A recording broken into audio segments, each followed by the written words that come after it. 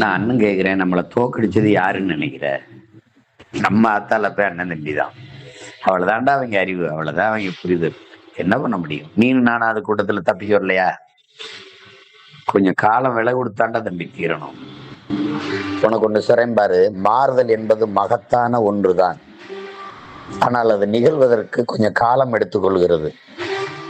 அந்த காலம் வரை பொறுத்து கொள்ள இயலாத மக்கள் இருக்கிற வாழ்க்கையை இருக்கிறதை சகித்து கொண்டு வாழ பழகி கொள்கிறார்கள். அதனால் மாறுதல் நிகழாமலே போகிறது. இதாண்டா பிரச்சனை. ஒரு திரைக்கவர்ச்சி சினிமா ஒரு சீரழிச்சிருச்சு நம்ம சமூகத்தை. சரி பண்ணாம விட்டு போக முடியுமாடா? விளையிட முடியுமாடா தம்பி? ஒரு புரட்சிக்காரனுக்கு, போராட்டக்காரனுக்கு அது அழகாடா? தைரியமாடா, இன்னைக்கு நாளைக்கு வெல்வோம்டா. இவங்க பேசுனதை பற்றி நீங்கள் என்ன நினைக்கிறீங்க அப்படிங்கிறத மறக்காமல் கமெண்ட்டில் சொல்லுங்கள். நன்றி.